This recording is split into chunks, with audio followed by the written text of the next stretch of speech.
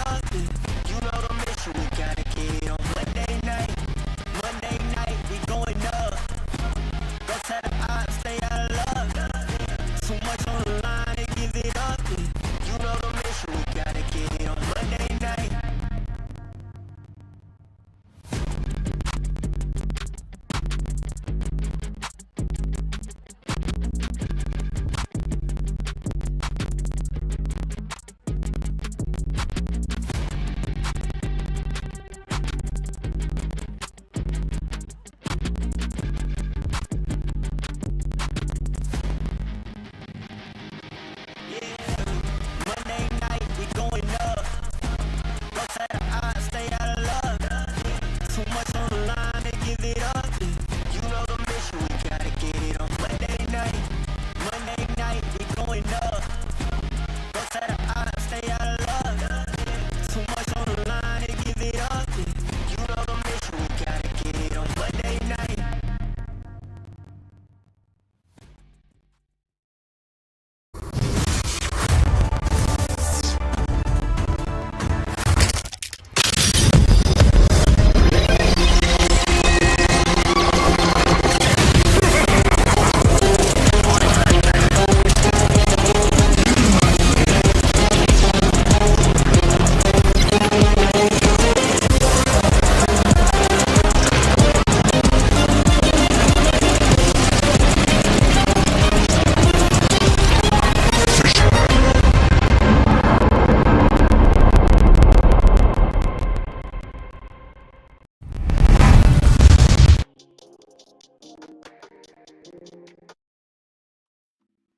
A warm welcome everybody to FISSURE Universe Episode 4. You're watching the official English stream brought to you by FISSURE Studios.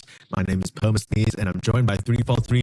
And yesterday we were on elimination duty. We had to say goodbye to some of the teams already. It was heartbreaking, it was painful, but we bid adieu to MAT as well as One Move. And today we're on elimination duty again. But hey, at least this time we get to watch some Southeast Asian teams. Put the Southeast Asian boys and Southeast Asian teams. I'm not going to complain about that, Adam. Ain't no complaining here. Love me some SCA Dota, but Mike, are you not gonna answer a question? What was the question? Who's the best SCA support player in their role? It's on screen, Mike. Oh, yeah, you're right. Who's the best SCA? I don't know if you've heard of this guy, but I think all-time greatest, probably this guy, he's not playing anymore, he's coaching, but his name is 343. Anyway, in more important matters, let's talk about this tournament, okay? So for those of you who are just joining us, we are basically almost at the end of the Swiss stage of this tournament. It's basically a modified group stage. We're starting to see this format a lot more these days.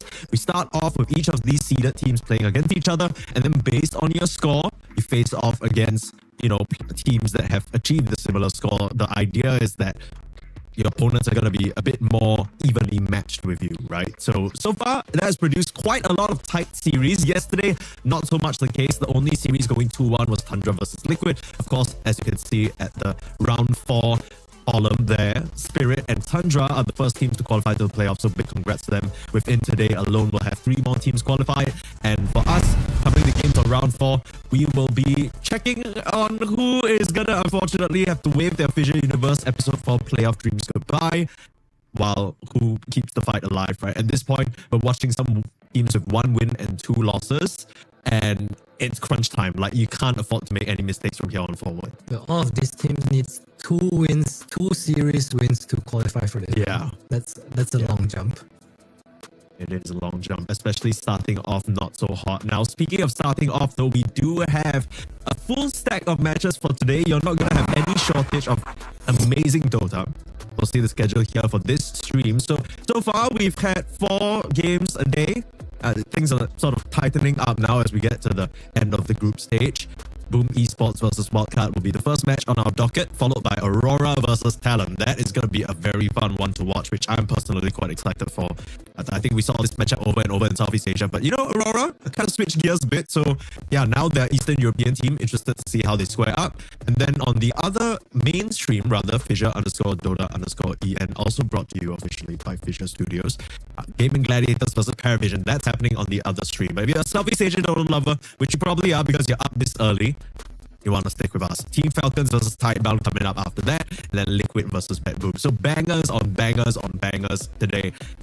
For us, between this upcoming match that we have and between the match after between Talon and Aurora, is there any particular team that you're excited to see today, Adam? I'm looking at this Aurora Talon and I just can't register that it's not a SCA matchup, you know. Yeah, I know what you mean. It's a bit jarring. Okay, I think what I'm most surprised by is the fact that Aurora, even though, you know, they swapped over to this Eastern European team full of superstars, they haven't really been doing too well. Yeah, I expected more of them. BetBoom as well. I think these are the 2 teams that I had like a bit higher expectations for, I want to say. But let's focus on this series, Mike. Wildcard and Boom. Boom looked pretty good on day 1. Yesterday, they kind of got a little spanking by PARIVISION. We saw the Mid-Beastmaster, the post-4 Ember, some unorthodox things coming up. But Wildcard though, I think watching them play yesterday, they looked so much better than they did on day one. Oh, absolutely. And you got to sort of consider the teams that they played against as well, right? Because Wildcard, they were facing up against Liquid, Talon, and One Move. And just based off the way the scores have shaken up, it feels like it's descending order of strength, right? Liquid, obviously the strongest of all those opponents. And One Move, eliminated. So yeah, they're gonna have to sort of work back up that trajectory facing up against Boom. While if you look at Boom's results, they managed to 2-0 BetBoom, which is the other team you said you weren't sort of super convinced by. But they were up against Spirit and PARIVISION. Those are very, very strong teams. Spirit already qualified. So just by matter of who they faced up against, I'm inclined to say Boom are perhaps the stronger team coming into it. I know you're going to say Southeast Asia, but it's descending, it's descending. So Boom has to be the worst, right? According to this format right now. Okay. Sure. We'll see. There has to be a sort of upward swing back at some point in Wildcard's trajectory. I'm sure that Boom are not going to be any easy opponents. I did watch some of their games and it does feel like there's some moments where it feels like they're still finding their form with this new addition of Armel and Jabs, and then there are some moments where it's like, oh, Armel and Jabs are just owning. Like these guys are just fitting in so nicely. Yeah, I mean, probably have not found their footing yet. I would say the two changes it's a big change, right? Going from Abang Fibrozi, the very usual playstyle Zips coming in. I think probably taking over a slight captain role as well. Like you said, there have been games where Amel just looks like a monster, and there has been games where it looks like this guy should probably retire. But I feel like that's the trajectory, isn't it? It's how high his ceiling is, right? Is what I'm trying to say. It's not how low you go, but how high it is, which I want to see what Boom can bring now. Life on the line. Yeah, same thing for Wildcard though. I don't want to sort of count them out just yet. Yesterday, an amazing performance from Yamson in particular. I thought he played a very stable carry. He didn't rush things. We saw one of the games where he was playing the Tiny as well. He understood. I think sometimes when there's so much chaos happening on the map, you feel like, oh, my team's losing some of these skirmishes. I need to come out. I need to help. I need to make sure things are happening and working in our favor. But he knew, and you said it too, Adam. You said, okay, with this Tiny pick that they managed to get themselves at 24, last pick of the draft, by the way. All you need to do is farm, hit that critical mass, come out, womp, everyone dies. And that's exactly what happened. Hopefully Wildcard at that same level of precision moving into this series. Now, we will be getting into the draft and figuring out who won the coin toss very shortly. But expectations-wise, do you agree with what I'm saying? Do you think that Boom is probably sort of the favorite coming into this matchup? Yeah, for sure. I mean, I think Wildcard is just an underdog, right? True and true. No one, in any matchup, they are probably the less favorite team in this tournament. But I think the wildcard of yesterday and the wildcard of today, the wildcard of day one, it's been kind of different, Like I see the improvement, and I like to believe in teams that progress as they move on in tournaments. So I'm a big fan of this. I hope we get a good showing here from them against Boom. Yeah, absolutely. I think both teams also have that same feeling of, okay, we're coming from a bit of an underrepresented region. We want to do our best. We want to show the world why Dota in Southeast Asia, Dota in NA still has a bit of a kick to it, right? I do want to ask you though, coming into this matchup, are there any player matchups in particular that you're looking at? Any one-to-one role versus role? Before you answer that question, do want to highlight that Wildcard won the coin toss and they go for first pick, Boom Esports Radiant. Same thing as what we've come to expect from most of these teams. It has to be RCY against Armel, right? The foreign Filipino versus the local. Come on. Yeah, extremely high skilled players. Armel obviously with a big ton of experience under his belt versus the young blood in RCY who has shown his C-ness, his SEA-ness, You've seen the moves, you know what I'm talking about. You've all seen it. Yeah. It's a little arrogance or confidence, we like to call it. Yeah.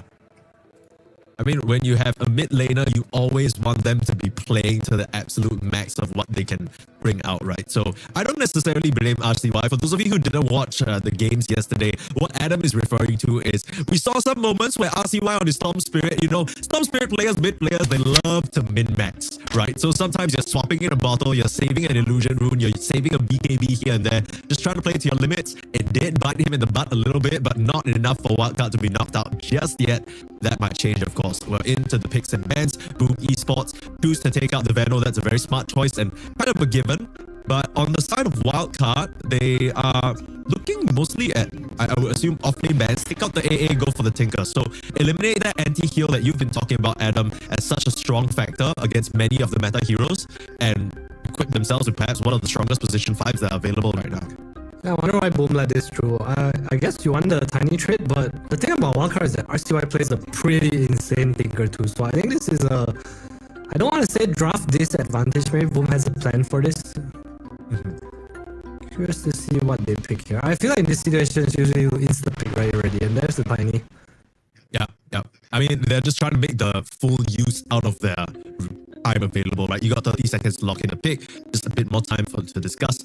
I'm sure, speaking of Boom Esports and the new additions, I think for the longest time, if we're talking about Jabs, right, he has always been in this partnership in terms of being a captain with Sunbi, right? This coaching captain duo that we've seen for such a long time. Now switching over to Mushi, I know you know those two very well.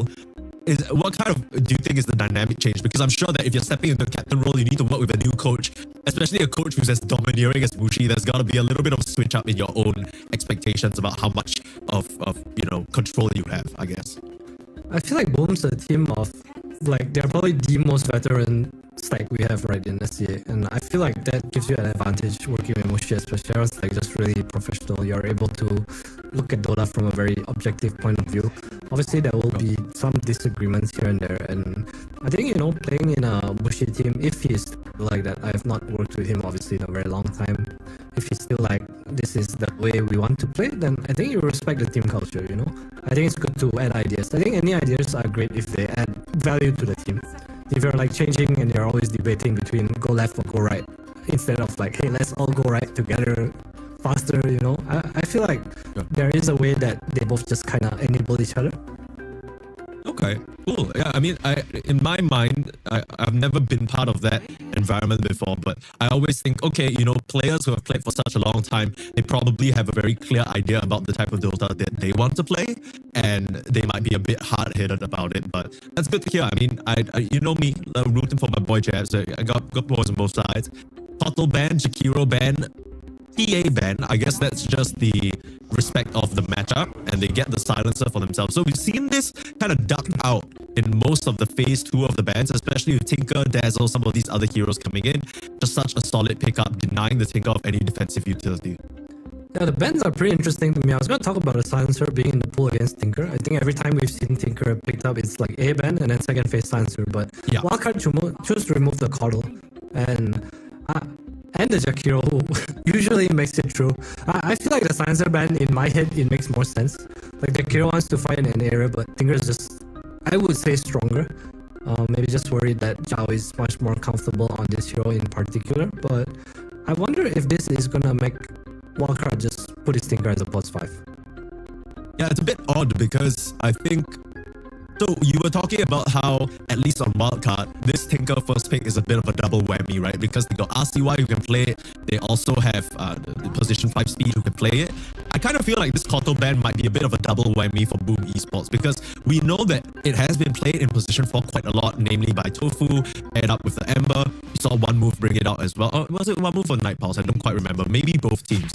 But this is a big Armel hero, right? And when you play Tiny, like you said, you want to farm for 20 minutes, hit that timing, that Kotal can really help you get through the early game and carry you through that length. So immediately we see the response there. Parablade and Tusk. Okay.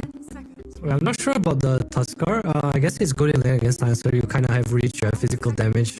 You also have a BKB cancel right now, which is kind of nice. I think this hero has... In the games we've seen, at least, like, even the games with strong play, it looked really good, right? Like, it's just a high impact hero with a lot of kill power, especially against these force fights that kind of feed into you. Yeah. I think the Coral and the Girl Band make a bit more sense now with the Terrorblade coming out. Maybe they wanted the TB against the Tiny matchup all along, and I think Coral and Jakiro have more interaction than Silencer with the Terrorblade, right? TB actually enjoys playing into Silencer to a certain extent.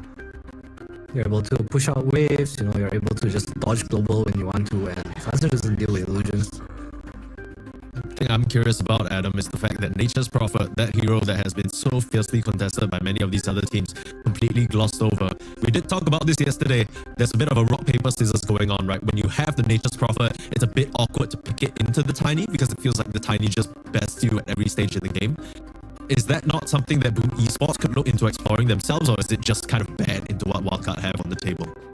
I'm not too sure. I know Tim's is a good Tiny player, but every time I think of Tim's, I think of him as this like ranged spellcaster kind of guy. You know, I feel like that's what he excels at.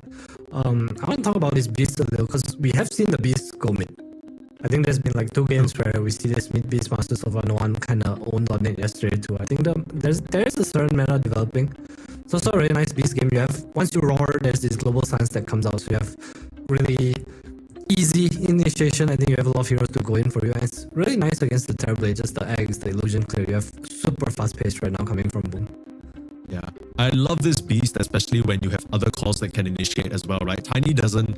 He buys the blink as pause 1 a little bit later down the line, but he wants to go in just along with you. I think the most tough thing when playing a Beastmaster is when you're the only one with a blink stun. You blink in raw, and if they have any semblance of save, that's the end of the fight, right? A Glimmer, a Force Staff, you're like, okay, well, guess we're not doing anything. In fact, I think we cast a couple of games that felt like that when the Beastmaster started to fall behind. Dragon Knight, another solid pickup, good armor, early pressure. You talked about the pace of BOOM Esports. They are picking things up quick. Okay, I think this DK pick is a big tell that they want to flex this Tiny. I think there's not really a huge reason to pick DK here, especially into the Terrorblade. It's not a great matchup for sure. Wildcard, they go for a Tide, so a hero that's, I'd say, decent against Tiny. You don't really get pressure in lane. Obviously, you reduce a lot of his damage. I don't know if it's enough. It's also nice against these heroes that don't want to buy BKB, right? Beastmaster, Tiny, they are heroes that they want to drag out their BKB later on. And this Tusktide is it's quite an old school lane, right? You have Gush with the minus armor from tag team. You have nice Roche on Wildcard and even more AoE protection. Yeah. I did want to ask you a question because this is something that I personally am not too sure about, okay? For the longest time, whenever I play Silencer, I'm a big Silencer player, I see Tidehunter, I laugh. I point at him. I say, haha, you're never going to be able to cast Ravage. Because even if you build Greaves or even if you build the Dispel, it's going to be so awkward for you to get the Ravage out in a timely manner. But everything else, like I look at stats online, people are always picking Tidehunter into Silencer. Wildcard just did it. What is the rationale behind that? Because I understand you can shrug off the Silencers with your Blubber, you know, you're not so scared about his pressure in lane. But doesn't he remove that surprise factor of the Blink Ravage?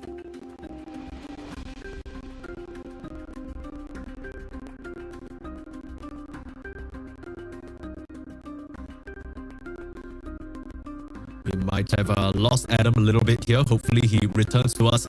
Maybe Silencer got him. Are you back? Okay, Silencer got you with the global silence a little bit. It's unfortunate. Still global silence, unfortunately. Just like a Tidehunter in my games if I pick Silencer. We can give Adam some time to sort of figure that out, but maybe buy a Dispel for himself. But yeah, the Tidehunter is going to be an excellent pick regardless. Just let's put the Silencer aside for a little bit, right? You have a lot of physical damage. Is he back? Is he out from global silence? You dispelled yourself yet? Can you hear me? Are you good? Yeah, I can hear you. I've been hearing you. I think we're good. All right. I think the reason Tide is good against Silencer is because, well, one, he doesn't die in global, right? Like you get to pop Cricket Shell, it's just a free dispel. They can't burst during global. 2 is you're super tanky, you can kind of frontline. I think it's also the concept of the hero in general. Even in lane, you get to dispel the Arcane Curse on top of you last word. It's not something you care about too much. Number 3, team fight wise, if you are starting with Blink Ravage, the Silencer's not always gonna get global off. And you look at your heroes, TV just has to press meta, right? The rest of the follow-up doesn't really matter. Can you really not press meta and tag team when you press Ravage? I'm sure you can before global comes out. So it's fast, right? It's fast. Right. I guess it's just about how Wildcard are approaching the fights, right? Because if they are out in the open, they're slowly setting up, then it's BOOM Esports with the priority. Would you then say that this game comes down a lot to who's going to get the upper hand in terms of initiation? Yeah, I think so. But if you look at Wildcard's heroes, they go for a Pango here. For BOOM, I guess it's pretty much a DK mid, right? With the bands coming out, Necrophos and Slardar. Just kind of protecting this percentage damage, good against Tiny and DK. I like the bands. I think it's pretty niche as well. Wildcard, go for a bit more minus armor, a bit more team fight. I think it's a nice pick too. But BOOM, this is where they decide if the Tinys carry or not. to level with you here. I think DK has shown himself to be a pretty strong hero in this tournament so far. I don't know whether I like the pick. I feel like Boom Esports draft is a little bit awkward now. They will now flex the Tiny. So it is what you said. It's gonna be Tims on this Tiny, Amel on the left track mid to try and dumpster this Pango, and Jackie playing that position 1 DK. I always kind of scratch my head a little bit when people pick the DK into the Terrorblade, because I get that DK has naturally high armor, but you're such an easy Sunder target for the Terrorblade, no? I feel the same, but I think the logic of this DK is like the pace, right? And also with this Fire Dragon, I know TB is one of the better matchups, but as DK, you can kind of just cleave through all these illusions, right? Like Cliff has always been the quote-unquote illusion solution. Damn. Yeah, I guess so. Well, look at me go. We'll see the drafts locked in here as the dust settles. Adam, any side that you're preferring? Because with that Pango last pick, Wildcard are looking pretty solid, but the Lash overall, I think that might skew things a little bit in Boom Esports' favor for me. I'm not a huge fan of this tiny post 4, but I think the Lash kind of enables it. Now he has a lane to play towards. So Jabs is going to be by himself. I think we'll see a lot of pressure and plays around Armel. I think this Lash also gives them a way to shred through this Tidehunter, this Terrorblade in the early game. And with this DK Lash course, there's a lot of pace coming out. Beast as well on top of that. I expect Boom to try to play super fast. Every global, we're probably going to see a team fight. That being said, I do think that Wildcard have the tools to kind of drag out the game, man. Mid 20, you know, when all damage starts to run out, Blink Ravage with this tag team, they have Roche potential, they have huge physical damage, and there's no saves on Boom. Yeah, that could be a bit of a concern. We'll see just how much they can get done on Boom in terms of the pace. Boom versus Wildcard. Again, you're watching FISSURE Universe Episode 4. This is the official stream brought to you by FISSURE Studios. And we'll be getting into game very shortly. Boom Esports versus Wildcard. This is an elimination series, folks. Both teams, so far, their score in this group stage is 1-2. You can make the argument that Boom Esports had to face off against tougher opponents, but Wildcard, they've been the underdogs this whole time. So it's no difference to them. They're trying to climb back up. They're trying to make that sort of reverse ending happen for themselves. Up to 3-2, that's how you get to the playoffs. It's going to be a bit of a long slog, but hopefully they've got that in them. I feel a bit of Southeast Asian pride at the moment, I can't lie, but at the same time, you know, Wildcard, is it fair to say that if they manage to tie through the early pressure, they are at the advantage at the end of the game? I don't know how advantageous it is. I think it depends how you get there as well. But I think they definitely have the right hero that want to play this like 25-30 minutes, right?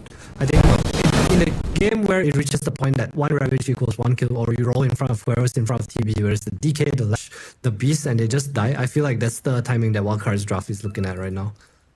Oh. See the Lash going for Misanthropy, which basically makes your Diabolic Edict a minefield. So much bloody damage. Beast mode also picked up by the Beastmaster, so an implication there that Jabs is going to go for that Aghanims build, try and scale up to be a core for himself. Might see a little bit of a tri-core type situation coming out from Boom Esports. I mean, when you got Jabs, I think that's the key difference between Mr. FBZ and Jabs, right? I feel like Jabs always tries to scale up to become a core by himself. Yeah, that's true. I talked about this cleave against the Terrorblade earlier, but Jackie goes for Frost Dragon. So I guess this is in their own way, the way they want to deal with the March, the anti-heal. It's also nice, slow, I guess. I think that my problem will be the reflection, but there's no dispel for Mjolnir, and Mjolnir is pretty nice on their heroes. Like if you look at Boom's timing together, they're gonna have this Mjolnir, probably Aegis at some point too, with the Beast in front, and I think they can play really fast potentially. 3-for-1 rune trade. Goodbye, Fade. Advantages to the side of Boom, but Fade is in a spot between a rock and a hard place. Right next to the Roche pit. He's going to get one little anchor smash. If he can get the deny, that'll be huge. Oh my goodness, it looked like Roche was trampling him a little bit. Tims is taking quite a bit of damage. Roche is absolutely mogging him right now. But yeah, that will be the end of that, my goodness. A little bit of panic probably from the Tiny, but he manages to get away scot-free. First blood drawn on the side of Boom Esports. Tims getting that is highly impactful because he'll be able to ferry himself for boots in no time. I think that was a super cool play though, right? He tried to ice shard block while he tried to go into the Roche to the side, but Tims just slides his way in thanks to the windlace. Yeah, bit ahead of him on that one. Move speed advantage. Very important for the Tiny early on. Pre-blink to try and get the kills and try and get the toss backs. Speed doing a pretty good job messing with these creep pulling shenanigans. In fact, I really love this ward coming out from Speed right at the entrance of the triangle, because it's going to scout out whether a boss coming back here to, you know, perhaps stack some ancients, stack some triangle camps, even if the Tiny's going for some sort of a rotation. Yeah, it's just B/, right? If anything, you want to keep an eye on this triangle. Keep tabs on the Tiny moving mid. I think that's really important as well. I talked about how Tiny has a lane to play, and it's definitely not top lane, right? It's going to be true middle, true armor on this Slash. Apply as much pressure as you can away from the Beastmaster. BigNum taking some hits here, but still level 1 on both safe laners of Boom. Just play it chill. Let's talk about this mid lane. You want to talk about the mid lane matchup? The Pango facing up into the Armel last pick Lesh. I've got to imagine that that's quite a favorable matchup for that Lesh, right? I think it's pretty even actually, because Pango has shield crash, right? It's quite okay. I don't think it's anything matchup. I think the whole point of this Lash is just a lot of magic damage. Keep in home. Oh my god. Oh, he gets roasted. That's tough. I thought he had enough juice with the Kraken Shell as well as the stick charges, but unfortunately not, and BigNum was not in position to help him out there. Yeah, just trying to hold back the wave with his ice shards. Unfortunately, one creep goes out, and plus it's just because of the first blood, right? You have shards level 1, you have your third spell, so they can't really trade with the Silencer in any way. Zhao super free to just bully and Jackie as well with the stun and the frost slow. A bit of a tough lane down here for the Tidehunter. I guess the one upside of the Tidehunter is that you can always hit back and farm stacks to recover a little bit. Tim's trying to leg his way towards that courier. It's a bit too quick for him though. Rock ain't got the move speed, unfortunately. What are we kind of expecting? I mean, you talk about the mid lane being the important lane to play through. I'm sure, the Tiny, Zhao, they're all going to start collapsing mid near the level 6. They want to start to open up that path for Armel, I'm guessing. Okay, with the way bot lane is going, they might actually just try to play through Jackie, I think. If this Tide is going to be poor, because there's no real way to help him get back into his game, I think. There's obviously through stacks later, but a lot of the tempo is going to come from the Pango with the game, with the way Fade is gaming right now. And Tide's also one of these gaming right now. And Tide's also one of these heroes, like, if you slow him down, he can't really come back to lane over and over, you know, even though you want to. He's still sticking around. 5 CS right now on the board for our sad little Tidehunter boy. Got first blooded. A couple more CS to his name right now, but still not looking too hot. Talked about the mid lane matchup being pretty even. It's RCY winning that out by what seems like a significant margin. 22-17 right now. Pretty solid performance from the Pango so far.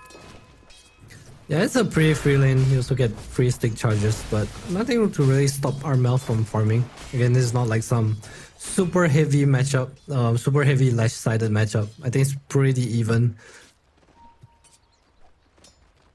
So why do you think they picked the Lash then, coming into this game? Is it just to sort of pick up the pace? Are they looking to play through him in this early stage?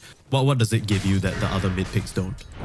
I think it gives you a lot of magic damage, which is what they kind of lack, right, on their heroes. I want to say lag, but that's not true. It's a Tide killer, it's a TB killer. I think that's what they want. They want to play pace. They're like, okay, you have TB Tidehunter. We're not gonna go super late game with you. We have this beast already. We're gonna speed things up. Speaking of speed, Sure. Yeah. Speed is gonna get sent up to heaven with that move. They did the Zero damage. Tower. they literally tickled him a little bit, but he has that only in limited supply. This is how you know a Tidehunter's really struggling, man. He has 2 levels in the Kraken Shell. He is in Pain City. yeah, I just don't really have an option to go aggressive here because of how the first 2 minutes went. But that being said, RCY is doing well. TB is doing okay up here as well. Same net worth as Jabs. Tim's making a move here. Is spotted by the ops though. Yeah, I mean, it goes back to what we were saying. Wildcard very aware about the priorities that Boom have in place. RCY will be wise to it. I say that. He's still coming down to the low ground, maybe baiting a bit for BigNum on this move. Both supports ahead of the curve here. I thought they'd come a bit closer to the 6 minutes, but everyone just trying to get the jump on each other. Meanwhile, bot lane Fade again. They're doing no damage. They're doing no damage. They'll stun him now. Little bit of a pickle. One more anchor smash to reduce some of the auto attacks coming up from Jack Boys, but he's got a brief fire. Another death on the Tidehunter. He is having an awful start. Yeah, they need help. They need some help in other lanes. But I think the bright side for them is that with Pango 6, Jack Boys and Zhao probably can't get away with this anymore. Oh, that's a juicy stack. Big, yummy. Can he even clear it? Yeah, I'm sure he can. He's got Yeah, mana. no, He got a shield rune if he needs to. You know? Your shield rune to take the stack. I guess he kind of has to, right? Yeah, why not? What else you popping your shield rune for? Not like you got to try and commit for a solo kill onto RCY. He's got the level 6 now. That's fair. And Armel now will take over network lead. Though not the greatest lane. It's mana now. No real moves coming out from either team yet. Yeah, I guess Wildcard, you did say that their draft is catered more a bit to a later timing, right? As long as nothing's happening in the game, I assume they're pretty happy with it. And probably not very happy about the fact that their Terrorblade just got roared up, tossed up into the sky. Yamsun in big trouble. The March of the Machines and the defense matrix will keep him alive by such a narrow margin. Boom missed out on that kill. Imagine if he died because Speed has a Lotus in his backpack instead of his inventory. That would have been giga sad. Big Nam making a move up here. Fading out onto Tim's, but might just have to be a trade out. Laser prevents any damage coming out from jabs, and not so much a trade, more like a little bit of a bait. Well played from Speed there. Drawing in the Tiny and getting the kill. Wildcard get themselves on the board. Yep, Boom with a slight lead so far. Nice rotation from Big Nam just to kind of alleviate the pressure. Yamsun wants to use his first meta, get a kill, and kind of just go to jungle. Has the max conjure image too, so that's probably the game plan. Can't play towards Fade as well. This is recovery mode kind of game. This is starting to look like one of those games where, as the support, I'm feel for Big Nam here. He wants to sort of make things happen. He wants to run around, maybe get some kills, find some setups, but even if you go into the mid lane, RCY has the Orb of Corrosion now. I guess they were looking for the Lash that they thought was going to be farming in this area. Stacks were already cleared out, so I guess in a way good preemptiveness from Boom to expect the move potentially coming and clear those out bright and early. He's Speed stacking his own jungle too, so I think the game's going pretty okay. It's kind of hard for Big Nam to go anywhere unless Armel wants to touch the tower. I think that's like a big cue for them. But yeah. Boom seemed pretty happy with the laning phase, just trying to extend it out. We see Jabs clearing the stacks on the left. Letting Tims get a little XP up here. They're looking at Fade again. Up that dragon form. Fade just hit that level 6, but surely, I mean, you don't ravage for this, you just accept your fate and die. Another -1 for Fade. His intelligence dropping rapidly, unfortunately. And now with this dragon form, they can continue the pressure onto this tier 1 in the off lane. That's very, very nice move from Armel. Mel has a regen, he's gonna steal a little farm in this triangle, and Fate can't really come back to this lane right now. Yeah. Well, where does he go? A good question. He needs his team to smoke top or smoke down here, I think. Yeah, the thing is, Fate is suffering down here, but it doesn't really feel like Wildcard are getting much else done on the map, right? They are, at most, maintaining parity. We can see the camp stacked. Both teams with a heavy priority on that, but so far Boom have been the ones, the upper hand. Some of those stacks that the Tinker lovingly prepared have just been stolen by Armel. Meanwhile, Boom, they were able to farm their triangle with relative safety. I mean, things are going very, very much Boom's way right now. Yeah, 2K in our fleet where they want to be in their draft for sure. I think we'll see the pace ramp up when Beast and DK are a bit more online.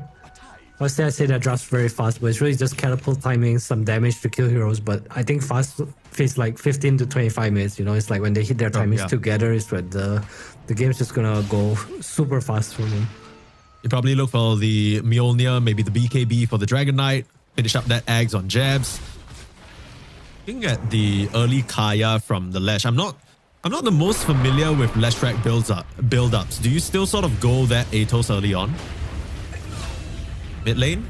Yeah, I mean, these edicts are just gonna rip Big Nam up. But yeah, I've seen some Lashers go for the Atos to set up their own kills. It doesn't seem like he's building that for now. Fade, the bot lane, defense matrix, saving the situation a bit. Speed a bit late with the laser. I can't help but feel like if he lasered first, might have prevented the High Hunter from dying. Meanwhile, top lane, they're looking at Yamsun. Raw out, he can't get the Sunder off, man. Just all around the map, wildcard heroes dropping like flies and Aurora all over it. And not really able to stand in either lane right now. No, else is gonna keep shoving in mid, forcing RCY to kind of just be here. Wait for a Mage Slayer. Structures are fortified. Wildcard there. Kind of done with dying in silence. They will bring RCY to the top now. Radiant structures are fortified. This move feels very, very much needed. It comes a bit late, but if they can connect the kill onto Jabs, that'll be at There's a least scan, something though. for them to look back on. The problem is that Big Num doesn't even have that level 6 global silence to cover the TP out. Heads up play from Jabs. He's out of there. So is Tims. Move goes wrong. Wildcard, they can't find anything up here. They could, I guess, pop the meta and try and pressure the tower now that there are no heroes there, but they're trading out pressure in the mid. They're trading out pressure in the bot lane. It's kind of tough for Wildcard, isn't it? Yeah, Boom just making the right moves on the map as well. They were scanned out, so I think just very aware of what can and can't Wildcard do. That's the problem with losing early, right? Like, you can't play to this Tie Hunter. So the moves are kind of drawn for you. You're either playing around mid or you're playing around this Terrorblade. Sure.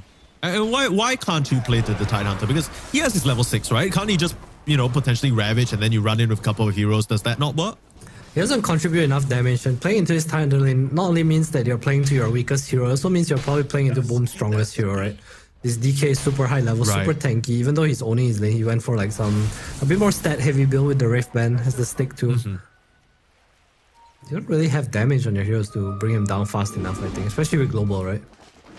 Yeah, that makes sense. It's been a bit of a quiet time for RCY so far, and I can't really blame him. He doesn't really have any lane he wants to rotate to. The RML kill in the mid lane doesn't really seem feasible as well. Big Num's tried a little bit, but finally getting the level 6, the Wallace punch online now. The Wallace. Wallace. Who's Wallace? You know, The- Gromit? you know that movie Wallace and Gromit, like the Oh, you the know. man and the dog. Plus points. Yeah. Is this how our cast is just gonna go now? Like every single game, you're just gonna quiz me Yes. on some unrelated piece of media, and if I know it, I win. Yes. I have a tracker. Sure. Okay. Your Well, score you is can- currently 1-2. Yeah, you can help me keep score. I win this time round, which is probably unexpected for you, but Congrats. yeah, thank you. You know what show speed is from? Sorry, You know what show speed is from? I know Speed, the Twitch streamer. Or I'll give you half a point for that. Okay, wait, as in, what do you mean? Do you know what show Speed is from? That's because his Twitch was I show speed. Is that a reference to something? No, it's not. It's just a horrible Okay, no, joke. wait. So what show is Speed from? I don't know. It's from I show.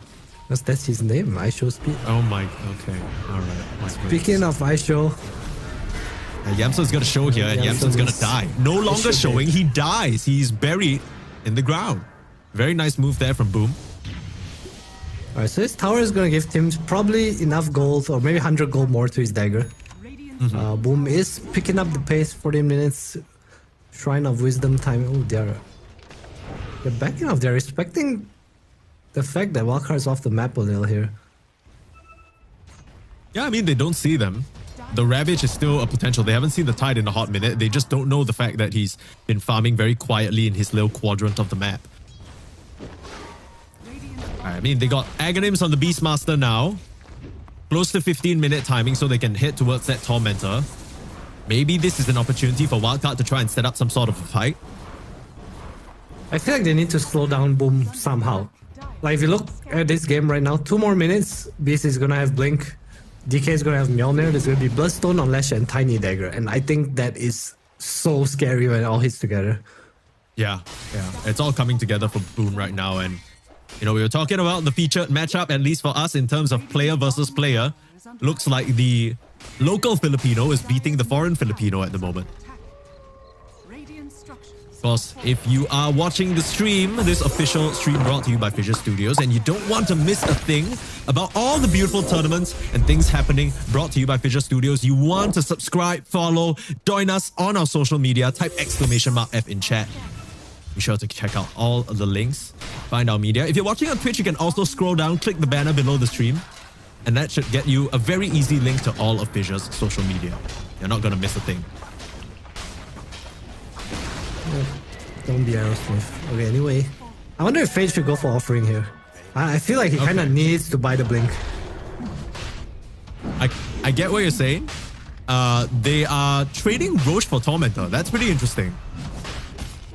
I guess the shard value on their supports isn't super crazy, and this is a way bigger objective. But I can't help but feel like Boom could have totally just gotten the Tormentor and then went for the Roche. Too far. No time. Okay. It's also kind of hard to go into Ravage, Roll, and March, right? If you know they're there.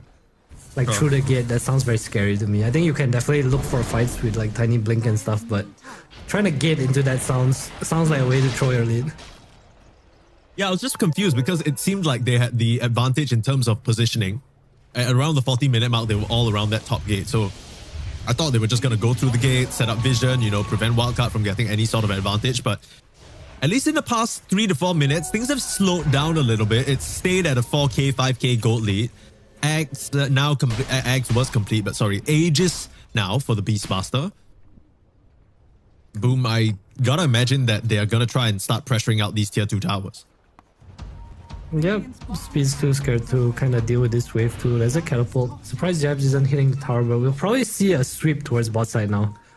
Yeah. I think this is kind of obvious from Boom because no one's showing in the top lane, but Wildcard don't seem to know here. They're gonna show Fade. Fade shows. Goodbye, Fade. They might not be showing much longer.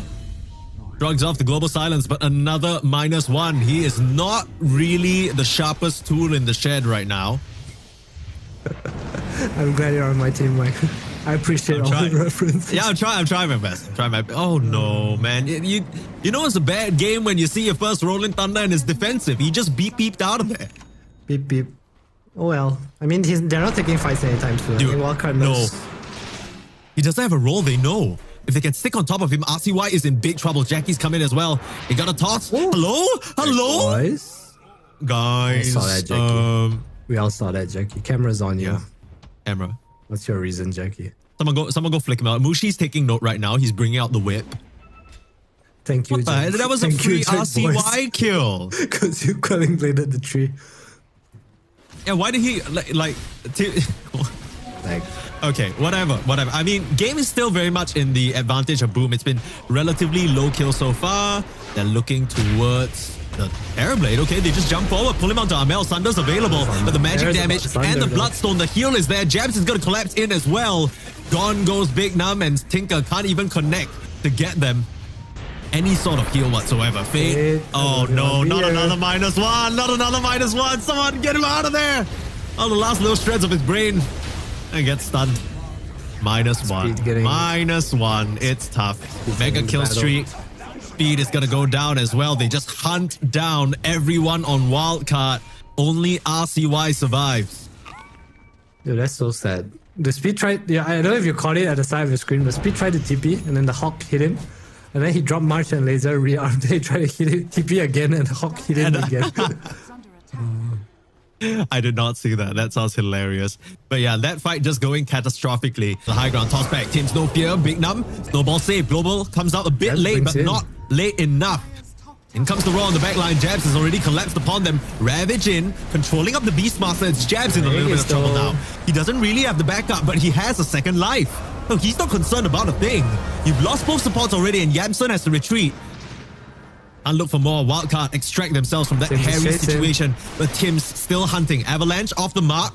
Still trying to slow up Fate, but case is done.